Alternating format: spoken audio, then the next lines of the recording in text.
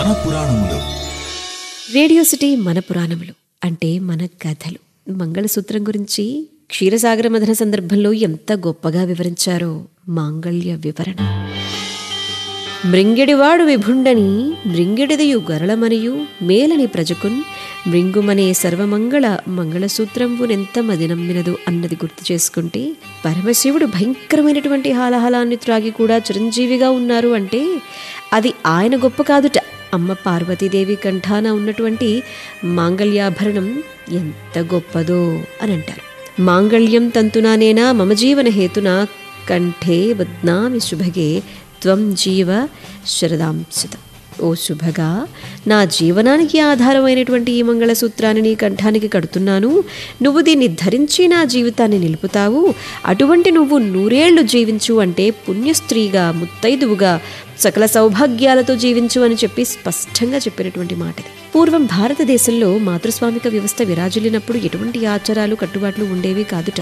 బలవంతుడిదే రాజ్యం ఉన్న రోజులట. భారతావనిలో పిండారీలు, దగ్గులు వంటి కిరాత జాతుల వారు వలస రావటం, ఒక తెగకు చెందినటువంటి స్త్రీలను మరొక తెగకు చెందినటువంటి పురుషులు ఎత్తుకుని వెళ్లిపోయేవారుట.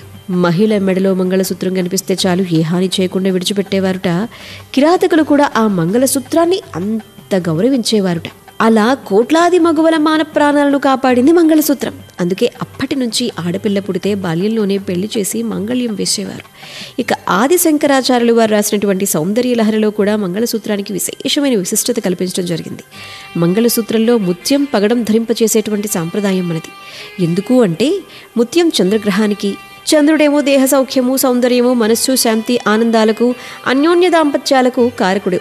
ఇక శారీరకంగా నేత్రాలు, క్రొవ్వు, గ్రంథులు, శిరలు, ధమనులు, స్థనములు, ఇంద్రియాలు, గర్భధారణ, ఈ ప్రసవాలకు కారకుడు కూడా అన్నమాట. ఇక పగడం కుజగ్రహానికి ప్రతీక.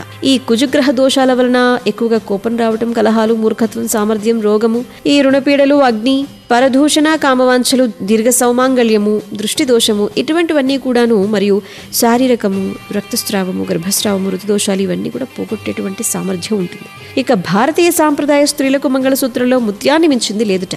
దానికి తోడు జాతి పగడం ధరించడం వలన మన మహర్షులు చెప్పినటువంటి ఎన్నో విశేష గూఢార్థాల గురించి మాట్లాడుకుంటే, ముత్యం పగడం ధరించినటువంటి పాతతరం స్త్రీలలో ఆపరేషన్ అనేది చాలా అరుదైన విషయం. నేటి స్త్రీలలో కానుపు ఆపరేషన్తోనే జరగటం చాలా సర్వసాధారణమైపోయిందనమాట. కాబట్టి మన అనుకరణలు ఏవైతే గనక ఉన్నాయో, ఏవైతే మనకి మంచి చేస్తాయో, మేలు చేస్తాయో, అటువంటి సాంప్రదాయాలను మనం పాటించుకుంటూ గనక ముందుకు వెళితే అన్ని విధాలుగా ఆలోచించి తీసుకునేటువంటి గొప్ప గొప్ప నిర్ణయాలు కాబట్టి అవి సర్వత్రా మనకు మేలే కలిగేలా చేస్తాయి. కాబట్టి ముఖ్యంగా మంగళసూత్ర ధారణ అనేది చాలా ముఖ్యమైనటువంటి విషయం. ఖచ్చితంగా ప్రతి స్త్రీ పాటించాల్సినటువంటి విషయం. అది కేవలం ఒక్క భర్త ఆరోగ్యానికి, తన సౌభాగ్యానికి సంబంధించింది కాదు, తన ఆరోగ్యానికి సంబంధించినటువంటిది కూడా అన్నమాట.